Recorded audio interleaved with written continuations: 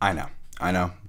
American Association preview was supposed to be like a week ago, before the season when you're previewing. Yeah, Frontier League one was supposed to take a week ago. That's sometime this week. We're not guaranteeing days anymore. Yeah, things get busy, Previews take a lot more work than I always like to remember. I'm a bit of a perfectionist, a bit ADHD. If you met me, you know what's up. It's like a Nuclear Lelouch mound visit out here. Like, you're trying to get the curse off the glove. We need a live chicken to get that handled. Trying to figure out what to get Millie as a wedding present. Candlesticks? Maybe? That's what we're thinking? We're dealing with a lot of shit here, man. Old man's behind home plate. Let's get to. Feeling good about it. We got this thing. Game plan for the day, right? Atlantic League preview. Or, we're off to a bad start here. Atlantic League weekend recap. Gonna blitz through that. Blitzing through Frontier League scores because we're there. Gonna get a lot of talk later this week. Then to the American Association. American Association, not even going in depth on the opening weekend. We will be doing that later. For now, give a standings update. How about that? Meet you in the middle. And then we'll get after it. We'll go straight into the preview. And there's timestamps down below. So if you're just here for the preview, that's fine. Go right to the preview. Not hurting my feelings. I'm about it. I put timestamps down there for a reason. YouTube or, podcast platform of your choosing. That's why those are down there. So get after it. Let's talk Atlantic League. We'll go fast. Starting in the north. Long Island takes 2 of 3 from Hagerstown. They scored early on Friday on the way to a 7-6 win. Long Island scores late Saturday on the way to a 6-5 win. And then they just got 15-11 boat race on Sunday. Hagerstown gets one at the end there. I mentioned the Hagerstown doesn't hit homers on Friday morning. Made a little chart even. 2 pitches in the Friday night's game. Magnera Sierra, he goes yard. Obviously he does. They hit 2 more on Sunday. You're welcome, boys. It's constant with me. Whatever. It might as well. People should pay me to say things about them that they can then prove the other. So, I don't know. Prove the opposite. You know what I mean. It's a nightmare. Staten Island continues to impress. They take down Lancaster twice during their 3-game weekend set. They took the bookends 4-1 and 1-0, dropping the Saturday night game 8-2. Aaron Leisure, Noah Bremer, Matt Reitz, and Augie Silk all got filthy out on the mound. Not together, though. That's a different type of Staten Island party. I got the number for that one if you want it, but you're going to want to knock first. Let's head to the South Division because that's enough of that. High Point and Southern Maryland continued their 6-game home-and-home series. Southern Maryland took 2 of 3 at home to start things, but High Point would return the favor over the weekend. Blue Crabs won 5-3 on Friday night, but High Point got them 6-3 and 9-2 to close the weekend out even. Ben Niklinski gets a pair of home runs in the series. I think those are his first since opening week when he hit 4, so don't let the kid get hot. He'll burn you. Watch out for that one. Charleston, Lexington, they also had that 6-game home-and-home series going on. Charleston, though, they swept the 3-game set in Lexington. They decided to keep that same energy back at the house, completing the 6-game sweep at home. In a week where Charleston's pitching was thin, they won Friday 9-2 before just scoring their way to 11-10 and 18-13 wins. Woof, Lexington, baby. That team's 0-7 at home, got worked at Charleston this weekend. It's a tough one, man. I mean, look, I know Charleston's a bad matchup for them, but, yikes, man. Matt Botcher's slumping a little bit. It's going to be tough. Who could have guessed that a roster would get worked like a Tesla intern? Not me. Very much me. I guessed that entirely, but who am I? We're not going to beat that up now. There will be time, or they'll turn it around, or there'll be time. Let's be honest.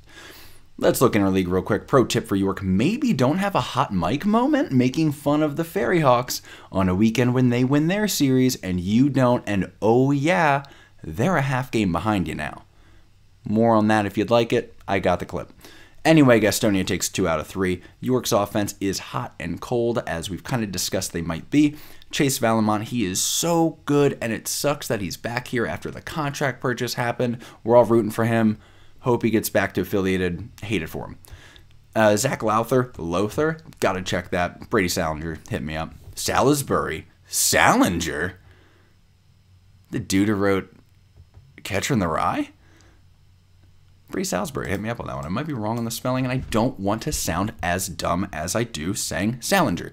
Outdueled Aaron Fletcher in the longest 2-1 game ever Friday night. Had a mound delay, had an ump delay. Marty Bauer, hope you're good. Took one to the dome piece. Like Marty, by the way. He usually squares it up right behind home. Also wears a lot of foul tips because of that. I hate that, but I prefer it to that ump who's way back here. in a different damn county. Calling balls and strikes, hasn't seen the outside corner in 4 years. I digress. Standings, North Division. Revolution lead the North 9-6. The Ferry Hawks are on their heels at 9-7. The Stormers are 2 games back of York at 7-8, followed closely by the 7-9 Ducks and the 6-10 Flying Boxcars. Heading south again, Charleston now holds a 4-game lead at 13-3 over Gastonia and High Point. They are tied at 9-7. The Blue Crabs are 6 back at 7-9, and the Legends are 10 games out already at 3-13. Not going in depth here, but I'll give you some top performers for the week. How about it? Charleston's Gabriel Council, he goes 10 for 18 with 4 homers, 9 walks, 12 ribbies, and 5 steals. Charleston's Tillman Pugh, who was my pick to break out of a slump last week, yeah, he does, 10 for 21 with a homer, 3 doubles, 5 walks, and 6 ribbies. Staten Island's Tyler Motter, 3 for 10 with 7 walks and a pair of homers. Lexington's Brady Whalen, 6-hit week with 8 walks and 3 steals. Lexington's Cole Cottom returns to the league. All he does is pump 3 homers in 6 games. That'll do it. Sounds like Cole Cottom to me. Long Island's Tyler Dearden, 10 for 20 with 5 doubles and a homer. Long Island's Anthony Antonini always trips me up, 9 for 18 with 6 ribbies and a dong shot. Also, Frank Schwindel's hot again, obviously. I had pitchers who were hot. Let's see if I can find it real quick before I absolutely lose things here. I did not write it down. Why am I like this at all? There we go, pitchers who were hot. Trey Supak was hot. Weiss for High Point looked really good in his outing, 5 1/3, 0 earned. Supak threw another shutout, by the way, gross. York's Neff, 10 1/3 this week, 3 earned, not bad. 11 Ks, very not bad. And Kickham in Hagerstown, it's gross again, 6 2/3, shuddy this week. Nasty. Frontier League, keeping it very short because there's a lot of Frontier talk coming later this week. In the West Division, goes Schaumburg at Washington. Schaumburg sweeps the series 6-3, 6-3, 6-3. Love a good tennis match. Christian Lopez and Matt Helwig look good in relief for the Boomers. Tyler DePreta Johnson, he had a 6-hit week for himself. Jordan DeValerio, oh so close on that, has a solid start for Washington but left with a no decision. Tough one. Andrew Check has looked good at the dish early for the Wild Things, however. Evansville at Joliet. After being walked off by Windy City in their opening game, a weird one-off opener there, Evansville drops 2 of 3 to Joliet. They lose 10-3 and 3-2 before beating the Slammers 12-5 on Sunday to avoid going 0-4. Keep an eye on Patrick Lee, by the way. He's off to a hot start for the Otters. Let's look over to Gateway at Lake Erie. Lake Erie takes 2 of 3 from Gateway after dropping their Friday night opener 3-2. They'd salvage the weekend with 11-9 and 6-2 wins. Jack Harris is off to a hot start for the Crushers, while Dalen Miley gave the Grizzlies 5 one-run innings in his first start of the season. He looked nice. Over to the East Division, we're moving quick, as I said. New Jersey at New York. Jersey wins the Thursday night game at home before they went to New York, and the Boulders turned it around, winning 13-3 and 6-2 with a rainout on Friday in what would have been a 4-game set, I believe. Brandon Backman, he looked good, striking out 9 in 5 innings for the Boulders. In his outing, nasty. Trois-Rivières at Sussex County. After a rainout on opening day, Trois-Rivières beats the Miners 5-1 on Saturday before the pair would trade shutouts Sunday during a doubleheader. Corey Acton, he looked good early for the Miners. He reaches base in 6 of his first 11 plate appearances over the weekend. Ottawa at New England. New England wins their inaugural game 6-4, but Ottawa does take the next 2, 11-8, 5-4. Kind of a good sign for New England that they're hanging in these games, but it could be a long season for both these teams. I watched a bunch. It was not impressive. Tough feedback from fans early on in New England, by the way. What fans there were, we'll talk about that, I'm sure, down the road. That's not what we're doing today, but it was a rough start. Grant Larson and Tyler Jandron. I want to go Jandron. I don't know. I know that name. I've seen it a bunch. Haven't said it a lot. Now I'm saying it, and I'm messing it up. But they did look good in relief for Ottawa. Interdivision games. Quebec at Florence. Florence, damn Florence. Y'all get after it. Pops Quebec 17-3 on opening night. What? Gross. Rude. Football scores. On the Canadian team, they're playing for the Grey Cup up there. They don't know what's happening. They got a weird scoring system going down. 17-3 is rude. Disrespectful stuff. Very Kentucky-Indiana border vibe, though. I know they're on the Kentucky-Ohio border. I knew it as I said it. Let it go. That's Evansville I was thinking of. All right, my bad. So they get 2 out of 3, though, following up that 17-3 win. They end up outscoring the Caps 32-20 in just a wild series. Hank Zeisler, Zade Richardson, I'm going to say Zade, I don't want to say Zade until I have confirmation on that one. Zade Richardson and Craig Massey all go off at the dish for Florence. Richardson collects 11 RBI for himself. How do you let him do that? Just start walking a guy. Tri-City at Windy City, you got your City Connect right there. Tri-City wins the bookends of this one, 11-7 and then 8-5 in 10 innings. They dropped the middle game 5-3. Alec Oland, he collected 6 hits for Tri-City over the weekend. Derek Eddington, he looked good in a pair of relief appearances for Windy City, striking out 5. I told you I would give you the American Association standings real quick, and we'll go from there. I didn't give you the Frontier League standings because they've only played a few games. Keep up. I know I'm going way too fast. I'm so sorry. I prefer not to, but here we are, jamming an American Association preview into this mess. Chicago Dogs lead the East at 3-0. Cleburne is basically tied with them, except no winning percentage, I guess. What is that? I don't even know. That's one of those weird ones. So you're like, are they a half game back? They're not really. It doesn't matter. They're 4-1. That's the point. Kane County 2-1, a game behind them. Milwaukee is 1-2. Gary is 0-3. So is Lake Country. In the West, Sioux Falls 3-0, undefeated start to their season. Kansas City and Lincoln are both 3-1. Fargo is 2-2. Winnipeg is 1-4. Sioux City still looking for their first win at 0-4. Let's talk about the American Association. I want to slow down a little bit because there's a lot to say. I'm going to take a little drinky drink and we'll get after this thing. I was thinking about how to go about this. Unfortunately, I don't know any other way to go. I mean, I do. I know multiple ways, but just the one that made the most sense was just going in like projected win-loss. I hate to start negative, but look, we'll work positive. If you want some better vibes, maybe you can use the timestamps to go to the back, skip ahead a little bit, skip back and forth, do what you want to do, get a little weird with it. But yeah, I don't know. I hate to be negative to start things. That's all. Projections. If you're new here, I know some American Association people, maybe. There's a fly. I swear I'll get it one of these days. Projections. I've been doing projections for the Atlantic League for about 4 years. Last year was my first year with the American Association. Good results. The Atlantic I'm really keyed in on. I usually can get within about 3 games on average of the correct win-loss for teams. Last year I was about 3.5 games away for most American Association teams. The way it usually breaks down is I'm within a game or two for like every team except for one, and one team I'm like 8 games off on.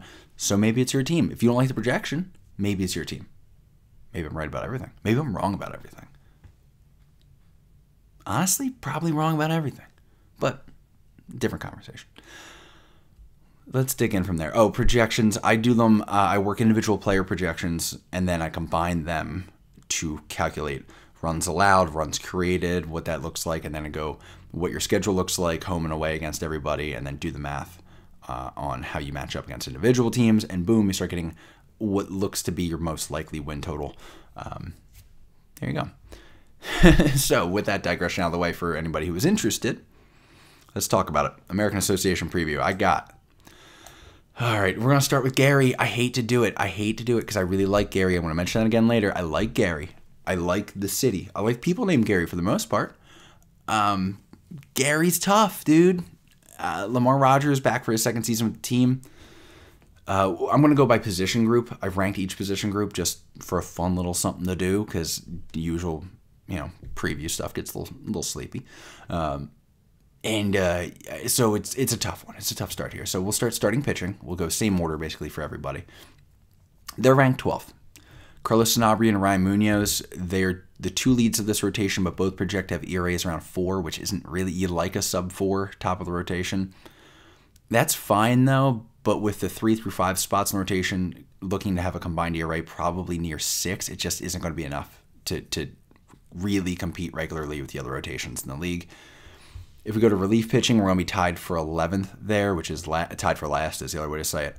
Again, there's a couple guys like Josh Smith and Franklin Perez who could deliver some good results, but the rest of the staff just leaves like a lot of ground to gain, and they're going to have to cover a lot of innings, or the starting pitching is going to have to cover a lot, and it just seems like a bullpen's going to be asked to work a lot of innings, and I just don't feel like this is a squad that's going to be able to do it right now to start the year.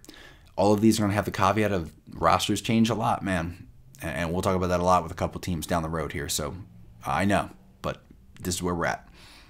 Talking offense, the outfield, they're ranked 7th. Probably the highlight of this squad, the trio of Gio Diaz, LG Castillo, and Carlos Rincon, along with Will Decker. They project to drop some good numbers, maybe about 40 homers on the table. Love that. The infield, they're ranked tied for 8th in this. They put Diaz in center, which does leave a bit of a hole in the infield that underwhelms a little bit, especially with Jacob Bacali. Bacali? I feel good about Bacali. I gotta watch more Gary games. He's DHing probably a good bit, so that also leaves a hole within the infield, pushes another maybe fringe hitter in that lineup. That leaves us with Marcus Gonzalez. He should put up good numbers. He's going to be supported by Miguel Sierra, Olivier Bazabe, and Jackson Valera, a group that will likely post an OPS under 750 altogether. There's pop in that infield, but again, it's just not enough to really crack the top half of the league. Catching-wise, I like Guillermo Quintana. I think he's a fun player. You'd like to see him throwing out more base runners if he's not going to be a big threat offensively. Pitching, as a whole, I've got them ranked 12th, just not enough weapons to get through many games unscathed. Offense together, I got them ranked 10th. They shouldn't suffer the indignity of just being non-competitive, thankfully, but still, I don't think they can really hang with many of the teams in the league. Power ranking altogether, I got them ranked 11th. I know it's not 12th, but the record's not great. It's tough. I'm rooting for this team. Their projected win total is 42 and 58 record. Their ceiling is more like a 51 and 49. Their low end is a 30 and 70. I think 42 and 50 is probably about close. They might trend a little lower than that, but I mean, they'll probably land around the 40. I don't know where they're going to end up. We'll talk over-unders later. How about that? Projected finish 6th in the East Division. Again, that's tough. Bouncing ahead to Sioux Falls. I got manager Mike Myers, his 8th season with Sioux Falls. Last season, they were 52 and 48, a very pleasant surprise. 2nd in the East, they were rewarded for that by being swept in the first round by Kansas City, but that's not some negativity that we're interested in. There's still a very good progression for Sioux Falls. Look at the starting pitching. They're ranked 11th. Relying on some young arms, nobody who has really shown potential to take over a game when you need it. I like Mitchell Walters returning, and giving Tanner Brown and Ryan Zimmerman a shot could pay off, but this feels less likely to make a big impact from them in the middle of the rotation, late end rotation. It's just there's some holes there. Relief pitching is tied for 11th. That's again tied for last with Gary. Charlie Hasty returns. That's a big win. Adding Matthew Dunaway is an impressive add, but this just doesn't feel like a fully assembled staff. There's about 4 guys who just don't feel like American Association level relievers. It's going to be tough to make this one work.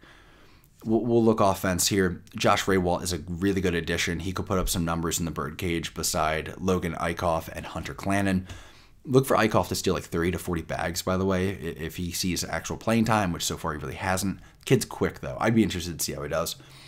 Besides that, there's just not a lot of depth here, and Raywalt and Clannon could strike out like 200 times combined, which is tough to throw into a lineup. Infield, they're ranked 7th. Mike Hart and Trevor Achenbach, they continue to play well, but I worry about that left side of the infield. Jordan Barth, he is solid at short, but third just doesn't seem to have an easy answer, so he might need to move around to third a little bit as the Canaries look for solutions. If it's easier to grab a shortstop than it is a third baseman, we'll see. It's going to be interesting to see how they make that work and also what they're adding into the lineup with that. Catching ranks 12th. It's a situation where this sounds worse than it is. Spencer Saringer, he's good. Shamoy Christopher's fine. It's something to understand about the catcher rankings. I don't weigh them too heavily because it's just tough to get less than like, for this group in particular, it's like tough to get less than 10 home runs from a position group when you play in such a hitter-friendly park. But I'll tell you, this catcher ranking, don't read into it too much because like bottom end to top end catcher groups in this league, they're separated by like 1 win above replacement. Like really tight, not a lot between them. Pretty, good parity across the catchers in the league for the most part, with some very few exceptions. So catching is ranked 12th, but like it ain't like that. It's not like damn they suck. It's just by fractions at that point. Altogether, the pitching ranks 11th. It's just not a complete staff in my opinion. I know it's hard to recruit pitchers to Sioux Falls, but this is just a disappointing result to see to start the year. Offensively, I also have them ranked 11th, which is crazy for Sioux Falls. Yeah, you expect offense in Sioux Falls when you should get it. I just worry about how this lineup's going to look outside of Sioux Falls. I don't know how competitive the lineup will be when tested by good pitching in normal run environments. I power rank them 12th, which is a disappointing step back after last season. It's actually kind of shocking, for honest. But on the flip side, like they've won early here. They already got, 3 wins, so maybe I'm dumb. Could be. Hope it is. I like Sioux Falls. Projected win totals, I got them at 45 and 55. Their ceiling is 57 and 43. Definitely possible with another arm or two. Maybe a couple guys stepping up. Maybe a third baseman stepping up. I think that's somewhat reachable for them, at least to get into the 50 win totals again. They do have the lowest floor of any team at 30 and 70. I don't think things are nearly that desperate, but it's interesting to see. It'll be fascinating to look at how this develops as things go on. The projected finish all the way back to last in the West. We'll see. Hopefully not. I would love to not see Sioux Falls backslide like that. Let's talk Lake Country. Manager Ken Huckabee, his first full season after he was brought in last year. Last season, they went 46-54. They finished 5th in the East, narrowly missed the playoffs on a tiebreaker after a slow start, bounced back, but couldn't get it done. Starting pitching ranked 10th in the league. I got them ranked 10th at least to start. Essentially, Sterling Sharp is a promising ace on the staff, and Brian Bonnell, he also looks good as well. I mean, Duncan Snyder, he looks good, but he's just not overpowering. Could struggle to control the league's better offenses, and that's kind of where the issue might be, especially if they land in a bad spot in the rotation. Like if you got 3 games against a high-powered offense and you're starting with like 3, 4, 5, that could be a long weekend there. Relief pitching, though, tied for 3rd in the league. Bullpen has fresh faces like Yermin Lara, Alexis Rivero, and Brody Rodning, who project as above-average relief options. But the entire bullpen beyond them is guys who are kind of unlikely to blow up often, which will make it difficult for any team needing multiple runs late on Lake Country to get those runs. I like that construction style. Keep an eye on Yermin Lara. He's shown really good strikeout stuff in affiliated ball. We'll see if it translates to the American. There's some concern there, but if he settles in, he should be okay. He should be a good ad. If not, it could be a bit of a headache for them to deal with. Looking at the outfield and looking offensively, ranking 4th in the outfield, Merrick Schlupp, Thomas Jones, and Justin Connell project to post an OPS in the mid-800s collectively and hit nearly 50 home runs combined. They're also backed by Ray Zuberer, who should be at double-digit home runs as well if he sees enough at-bats to do so. Switching to the infield, they're ranked 3rd. Josh Altman, obviously the headliner. He joins an infield that already has Justin Levy and Blake Tiberi. Add in a promising first baseman, Ryan Hernandez, and we could see these 4 generating like over 2 runs of offense per game. That would be nice to see. Catching ranks 4th, Davey Grullon. He's someone I like a catcher, but they're starting Josh Morgan, who doesn't project as well, so that 4th is kind of squishy. I don't really know what to do with that, but I would have given Grullon more of a look here. Pitching ranks 9th. Rotation's a concern. Bullpen isn't doing enough to make up for it, but the bullpen does look promising, so keep that in mind. Offense ranks 2nd. Offensively, this team has just really improved, has a lineup that should be one of the more consistent ones in the league. Their total rank, I got them 3rd, and you're like, 3rd? Why are they so far back here? Well, my concern, it's a tightly packed league. If you remember, the American Association tends to stick within like 10 games of each other, essentially. And while I have them ranked 3rd right now, I just think teams around Lake Country are going to continue to improve more during the season than the DockHounds, and it's going to eat up some of those areas of advantage they have to start the season. It's crazy to think that, but even as I power rank them 3rd, their projected win totals 46-55. High end is 61 wins. They could get that done. Again, we'll talk over/under later. Low end 31. I mean, I could see it going either way, honestly, with Lake Country. It could be a mess. It could be a nice bounce back year. Again, that 46-55 would land them 5th in the division, narrowly missing playoffs. Again, that hurts. We'll talk more maybe on that as things go. Let's go over to Winnipeg. They got Logan Watkins. It's his 4th year managing, but it's his 1st with the Goldeyes. Last season, he was 43-57. Or last season, the Winnipeg went 43-57. Last in the West Division. Starting pitching, I got them ranked 7th entering the year. Joey Manilovich. He headlines a rotation that includes some good but not dominant arms. Another one of those rotations. Zach Reininger, he's interesting, but I'm not sure how many innings he'll be able to deliver in a starting role. Colton Eastman, he's a good option, but I could see some potential struggles from guys like Landon Barassa and Travis Seasbrook if they need to lean on them too much, and if innings are an issue, they might have to. Relief pitching ranks tied for 8th. Tasker Strobel and Nick Trogerlick-Iverson, I've gotten better at that one, are really strong high-leverage options in my opinion, but after that, there's some lack of depth behind Justin Courtney. Keep an eye on Brady Shanuel in his first season since 2022. He could rack up some Ks if he settles into the flow of the league, gets back into a rhythm. Outfield ranks 3rd. That's good. Adam Hall and Miles Symington both look like good complementary pieces to the returning Max Murphy. It's huge getting him back. He's going to reliably do Max Murphy things. It's what the man does. Look for an OPS over 900 as he pursues still the organization's home run crown. I forget how many off he is, like 20-something maybe? I forget. Math is hard. But yeah, Max Murphy's so fun to watch. He already hit a dinger, I think, this year, maybe 2. Looking at infield, they're tied for 5th ranked in the league. The good thing is Edwin Arroyo, Dason Crows, Gio Brusa, and Keyshawn Lynch are all guys that either have a track record of success in the league or that project well. The problem is that there's not much behind them, so any day off for them leaves quite a hole in the lineup because the drop-off to the rest of the infield group is sizable. So that's not great. Catching ranks 11th. I think Rob Emery and Kevin Garcia project as fine options. 11th again sounds tough, but again, that spread among catchers in the American Association is really tight, so don't overthink it. It's nothing personal. Pitching rank altogether, I got them ranked 8th. No glaring issues, but I worry about how consistently they can deliver leads to the back end of this bullpen.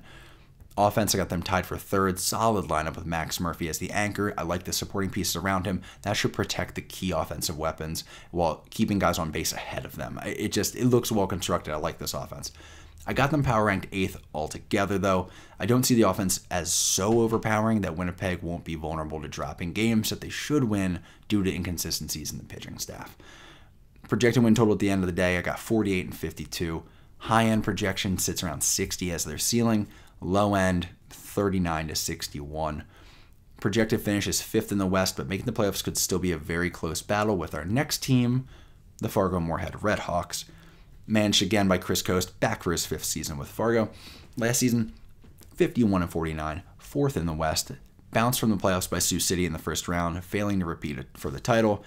It was just a rocky year. They never had momentum, it felt like. So, it was just very non-Fargo-esque, Fargo-y. Fargo-ish, whatever. I got their starting pitching ranked 2nd right now.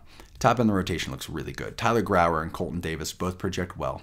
Kelvin Pilot, Davis Feldman, Jake Dakoff do all feel like they belong in American Association rotations, but I feel like more as a 4-5 starter, so one's going to have to step up to be like the mid-rotation guy. We'll see. Despite that squishiness, the top-end talent still carries Fargo, in my opinion. I like that rotation setup, at least to start the year. Let's look at the bullpen. I mean, ranked 5th in my book right now, bringing back Alex DeBoer, Brandon Hess, Trey Cumbie. It's a good start for the bullpen. Adding Orlando Rodriguez and Noah McBride, who is a strikeout machine with Boise. That adds some interesting options as well. We'll see how that translates, but enough to get them up into the top half of bullpens, in my opinion, to start things here. Now let's look offense. I got the outfield tied for 1st in the league. Dylan Thomas, Yoliki Cespedes, and Evan Alexander project to combine for an OPS in the mid to high 800s. Love that.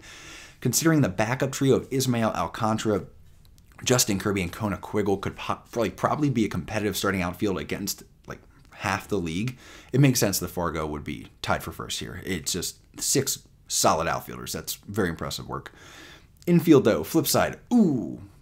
Not great. Young infield, got them ranked 12th. If you remove Nick Novak, the rest of the infield projects to post a combined OPS that falls like below 700. Oh, like that's a rough back end of the lineup there, boys. Looking at catching, Dakota Phillips, he's a good addition for Evansville, who could be very good if he continues to develop and gets comfortable quickly. A lack of depth, though, just hurts the overall rating to start the year here. That I do expect that to be fixed, so we'll keep an eye. Pitching, I got them overall ranked 3rd. Altogether, it's a very good staff with a few questions, keeping them from looking like truly dominant. Offensively, I'm going 9th. That infield's such a problem, dude. That's like a third to more of your lineup on any given night. The offense might struggle to score more than 4 or 5 a game just because, like, I hate to call it rally killers, but there's some rally killers in that mix, man. Like, they're going to have to be creative with how they assemble this thing and how they add throughout the year. Unfortunately, if there's a night where either like any one of like Thomas or Cespedes or Phillips isn't hitting well, like it's going to be an issue. You're going to have 2 guys hitting in a lineup of 9. That's where the concern is. I power ranked them 6th. Pitching will only get you so far. This offense needs to develop or add if it's going to be competitive at the top of the league. Projected win total, another 48 and 52.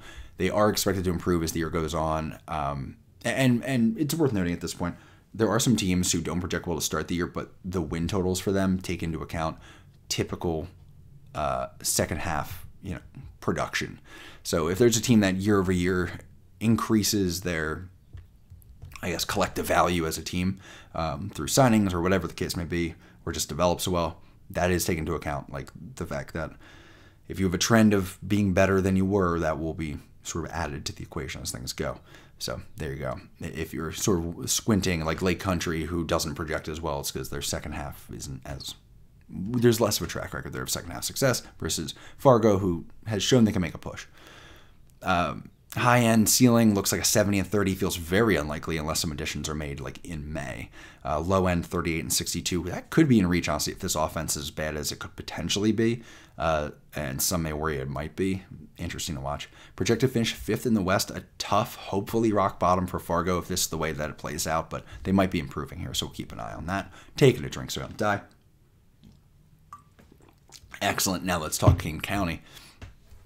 Kane County is bringing back George Samus to the party. 4th season with the club. He'll be managing this thing. Last season, he finished 3rd. They finished 3rd. He didn't. I mean, kind of did. Doesn't matter. Semantics. Finished 3rd in the East with a 49-51 record, losing in the first round of the playoffs to Milwaukee. They'll do that to you. Starting pitching-wise, I got them ranked tied for 5th with Weston Muir, Nick Belzer, Tommy Sommer.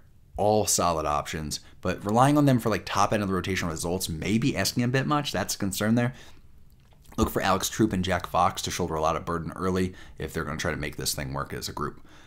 Relief pitching, I got them ranked 7th. Ryan Nutov, that's what I'm going with, and Jordan Martinson, valuable additions. I worry that some of the holdovers from 2023, specifically CJ Carter and Ryan Richardson, might be primed for some regression. You know, some of the fringe stats didn't look as good with them, but we'll see if it plays out. They could be a top 5 relief group if they all sort of are able to deliver. Outfield, got them ranked 8th. Cornelius Randolph will again headline that outfield group. Javon Ward and Armin Upshaw, they lack some pop that I'm not sure the projected bench guys are going to be able to supplement. I got the infield tied for 8th. While I like the guys like Todd Lott and Josh Allen, I'm just not sure that like Ernie Ordonez and Harrison Smith are additions that are really going to make a big impact for them. Yeah, I mean, I just don't see it. Limited production from third base and shortstop would be like a really tough pill to swallow for this lineup, that's all. Especially with, again, a little bit of a lack of pop coming out of that outfield. Catching-wise, I got them ranked 2nd. I really like newcomer Simon Reed. Look for him to potentially put up some numbers as the everyday catcher.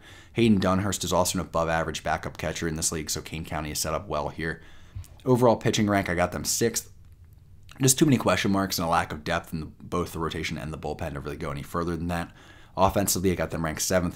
Just depth issues again. They're looking good at catcher, left field, and the right side of the infield, but potentially having like 5 average to below average lineup spots every night is going to really hold things back for them and keep them from hitting that next level.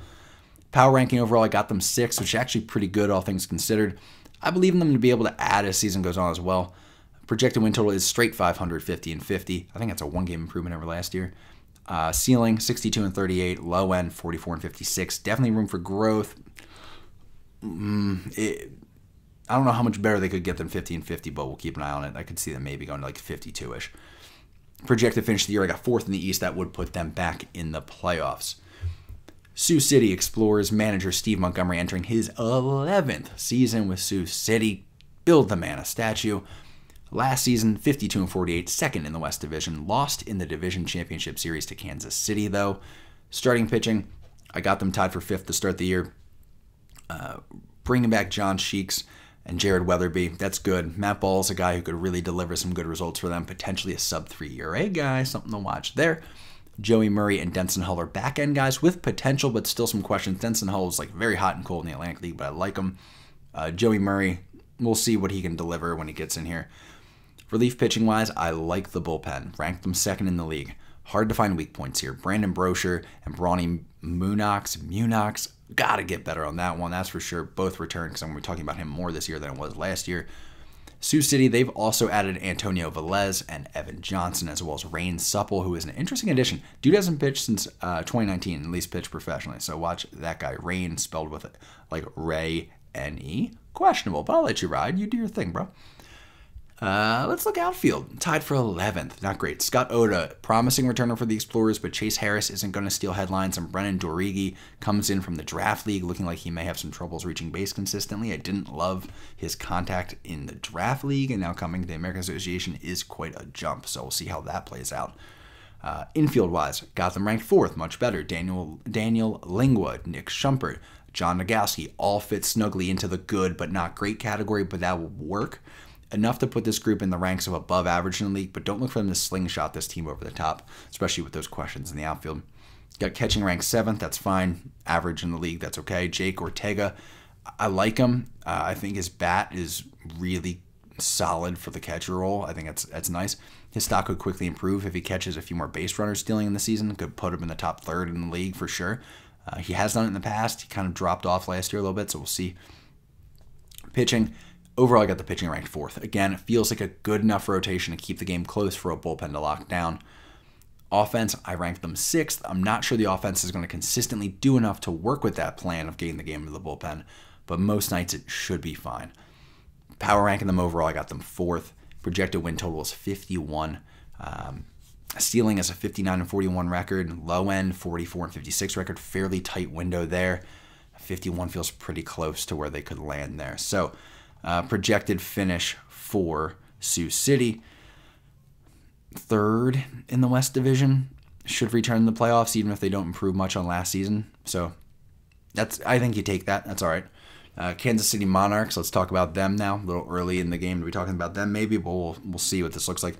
Joe Calfapietra's 7th season in Kansas City. Last season, they went 59-40, winning the West Division on their way to their 2nd title in 3 years. Starting pitching got them ranked 8th. Jeffrey Ramirez, great addition from Gastonia late in the preseason.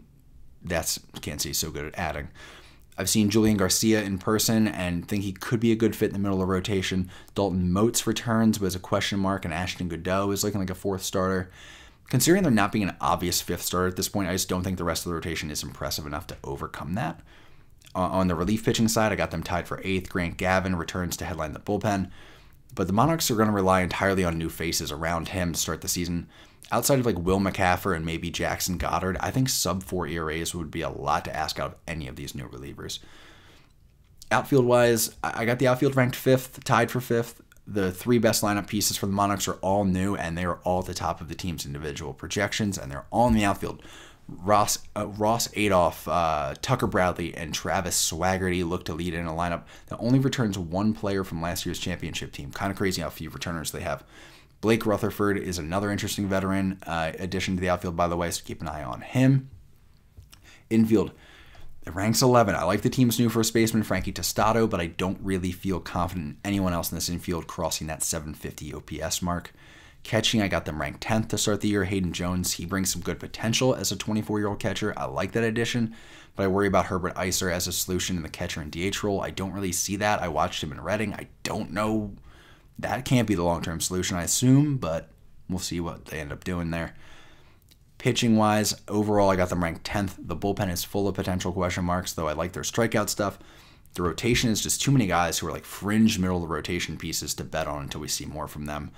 It feels like a lot needs to go right to make that group work. Offensively, I got them ranked 12th. I just have no clue what to make of it. Last year, I said something similar about their offense, and then they showed me I'm an idiot. So with that in mind, power ranking, I got them 10th. It looks like a real step back from last season. But Kansas City knows how to build a roster. This literally happened last year, and I was like, I don't know what to make of this lineup. I think it's a mess. And then they won championship. So I'm dumb, dude. I don't know. Like, it's not even that. It's like Kansas City's, they add, they build, they know what they're doing. They know they got 100 games of time. 4 out of the 6 teams in this division are going to make the playoffs. Like, anyway, they still project to win 52 games, despite 10th in the power ranking to start the year. It's ridiculous. But the Monarchs are the Monarchs. They do Monarch stuff. If you want to be the Monarchs, you got to beat the Monarchs. High end, 72 wins. I think that's a massively high ceiling, as always, and I don't think that's really in reach. But they could approach half of that, like a 62. You know. Low end, 39-61. That seems like the team could really regress just looking at the roster now, but I don't. Wildly out of reach. 39 win season does not seem like it's in the cards. Hell, they already won 3 games. Like, what do we... Kansas City's gross. Projected finish, I got them 2nd in the West, even though they may currently be 4th in division according to power rankings.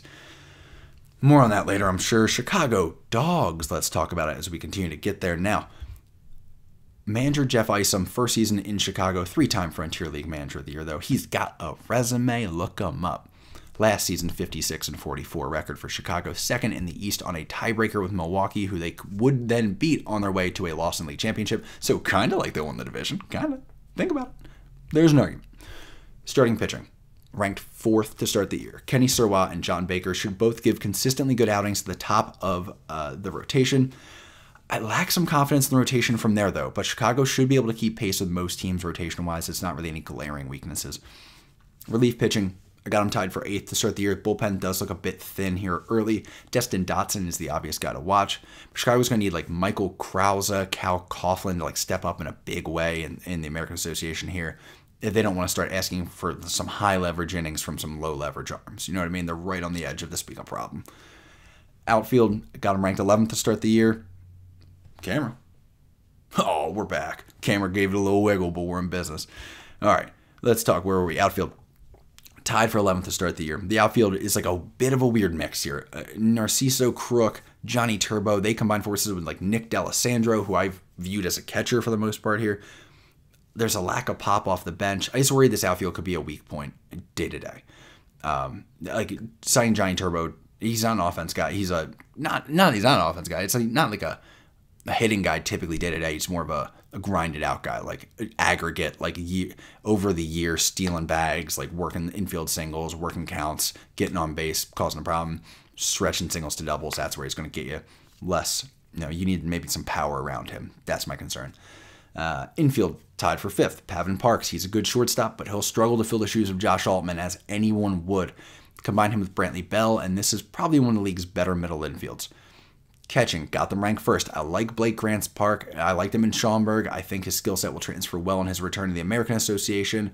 As I said, D'Alessandro, he's likely backing him up, but he's also doing outfield stuff. There could be some very good production from behind the plate. I like D'Alessandro's production is what I really mean to emphasize there, which is why they are ranked 1st among those catchers. As I said, tight group, but they stood out.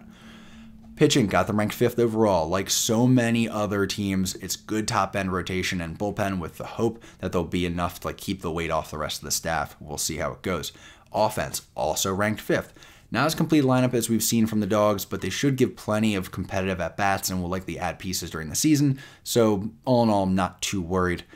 Power rank, 5th. Makes sense. 5th on the pitching side, 5th on the offense side. You're going to be ranked 5th, more than likely.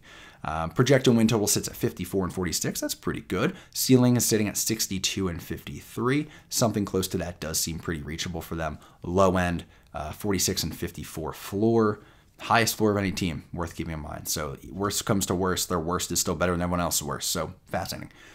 Projected finish is 3rd in the East. That would make a 4th straight playoff appearance for the Dogs. Talking about Lincoln, it's a Lincoln. Brett Jody managing 4th season in Lincoln. Last season, 48 and 52, finishing 5th in the West Division. Starting pitching, I got them ranked 9th to start the year. Abdallah Aris and Zach Keenan, they're back for a rotation that is, I got them ranked 9th. They're kind of relying on American Association first-timers Adam Scott and Jackson Lindley to come through in a big way. That makes me nervous. That's how I ended up ranked 9th there. Relief pitching. I got him tied for 3rd. That was right. Better. But here's the thing. Tied for 3rd, but like this thing could backslide to 9th because there's a lot of gambles here. 3 fresh faces from Ogden's impressive pitching staff from last season, followed the new Lincoln hitting coach Cash Beauchamp. If those guys work out, this bullpen could potentially have an ERA in the low 4s. If they don't, well, Lincoln wouldn't have wanted to end a season that badly since the spring theater season of 1865. Let's just say that. Ha ha ha. Anybody? Nothing? All right, that's fine. I think they'll do fine. I don't think they're going to be amazing. I think they'll do fine. Watch this bullpen probably sell into like a mid-4 ERA range, but I think they'll be okay. This is a good thing for them. I like them getting the opportunity. Outfield, let's talk offense. Ranked tied for 5th. Honestly, I kind of like Zane Zerbrug, but he's like the 4th outfielder, I guess, behind Gary Mattis, Nick Anderson, and Aaron Tackix. I'd like to see him get more ABs. The 4 of them are all expected to post an OPS well over 800, steal around 100 bases combined. Very fun. Love that. Infield, got them ranked 10th. Not as fun. Led by Drew Devine, he returns to play short. Collectively, his whole infield group projects to post an OPS in the low 700s. Oof. With Devine being like the only infielder projected across the 100 OPS plus mark. In fact, he might be the only one to like cross the 90 OPS plus mark. So for those of you, 100 is average. 90 is 10% below average. Whew. Not great. So that's a concern. Catching. Ranked 5th. All the cool kids like Luke Roskam, but he's DHing a lot. So the catching duties will mostly fall on Max Hewitt. I think he might have an arm on him. Tough to tell from the sample size I've got, but keep an eye on that. Pitching, overall, ranked 7th. Average top end lacking depth in the rotation, question marks in the bullpen. 7th, makes sense. Put him league average-ish. Offense ranks 8th in my book. Outfield looks solid. Infield's a work in progress. Catching, hey, it's there. Let's power rank this thing. got them ranked 9th. I still think they're good in the right areas and can improve in the others to climb, in a West that I think is looking a little softer this year. So projected win total still looks good, even with the weak power ranking to start things. I got them 54 and 46. I'll be honest, this is one that I'm not sure about. Well, the projections got them 54 and 46. That makes more sense than me just being like, this is what I think, and then I don't agree. There's one every year. This could be the one I'm wrong on. That's what I'm telling you here. High end 66 wins. That seems like a lot. Low end 42. It also seems rough, but like they could track down near 50 or below 500. I got them projected to finish first in the West with that win total. That's a tough one. We'll talk about that more. I don't know. That's a gamble. We'll circle back on this when I go to my own personal predictions at least, but interesting to see. Let's talk Milwaukee, why don't we? Milwaukee manager Anthony Baroni, 5th season with Milwaukee. Last season they went 56 and 44, narrowly winning the East Division before falling a game short of the championship series. Starting pitching, I've got them ranked 3rd. Greg Minier and Rodrigo Benoit, along with lefty, sorry, I just left the Y off that note, so I was like, left? Interesting.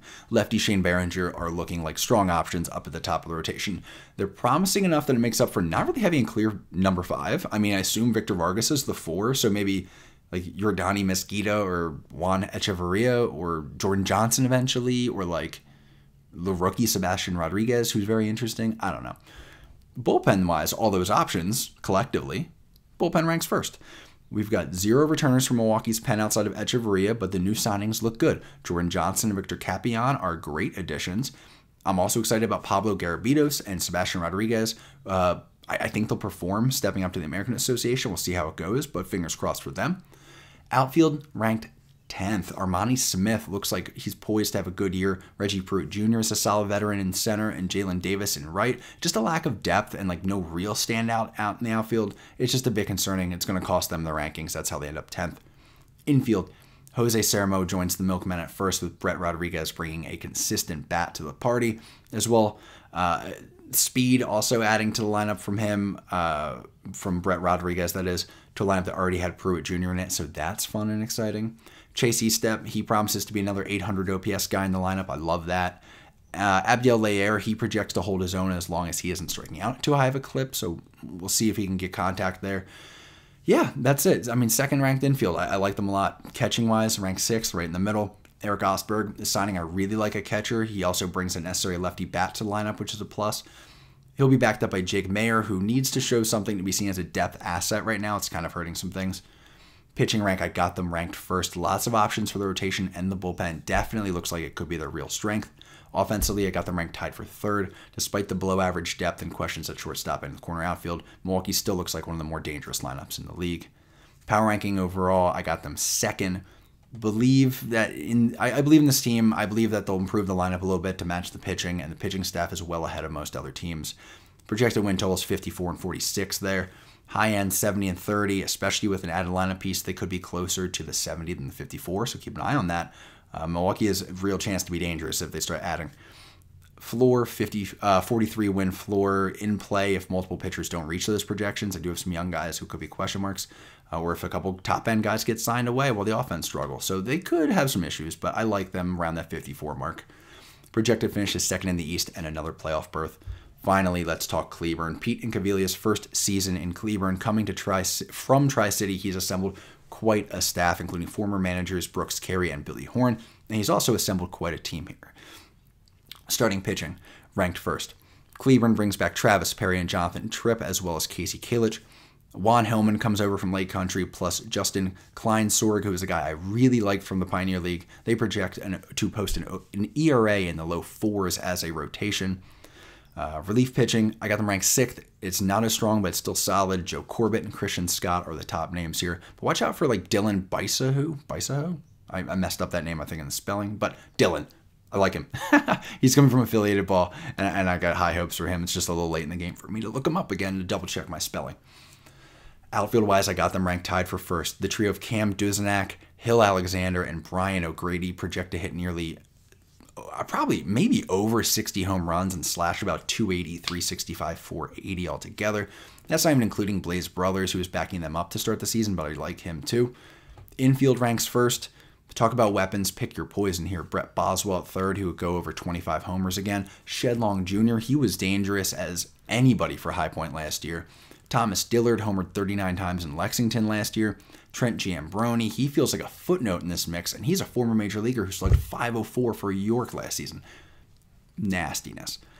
Catching, got them ranked third. Jax Grosjean's a great pickup off of Lake Country, and Michael Berglund, he is one of the best backup catchers you can have at this level, so that's good. Third seems fair, top end there. Pitching, overall I got them ranked second. Bullpen is solid, rotation's nasty. Look for them to lead the league in strikeouts all year. Offense, got them ranked a clear first. As we've already talked about, it's a bomb squad, dude. It's going to be nuke town when they're up. They're here to take souls, so keep an eye. That's going to be entertaining to watch all year long. Power rank them first. Well-deserved. Projected win total is 55. That feels low. Bet they're closer to that ceiling of around 72. Their low end is 41. A lot of guys are going to have to get signed to make that happen. Going to have to be a meltdown, which, you know, beating Cavalier teams tend to struggle second half, that's all. But I'd bet they land closer to about 65 wins. This team looks so damn good. Projected finish, first in the East. Final thoughts. Let's talk predictions. Over under, we'll go each team. We'll make this quick and then we'll wrap this thing because we've already been talking for a while. So how about it? Over under projected win totals. Gary South Shore's projected win total 41.5. I have them under, unfortunately. Sioux Falls Canaries 44.7 wins. I have them over that. Lake Country 45.8 was their projection. I have them under that. Winnipeg 48.2 wins. I have them under that as well.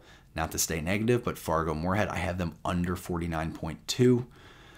Kane County projected at 50.2 wins. I have them on the overside. Sioux City at 51.1. I have them on the underside. Kansas City Monarchs 52.3 wins. I'm going to go over. I just have a lot of confidence in them outworking the projections there.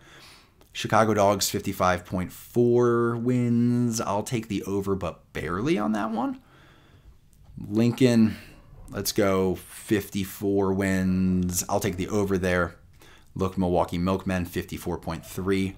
Under, I smell trouble in Milwaukee. That's a different conversation for a different day. I just feel it, all right? I feel it. We'll talk about it.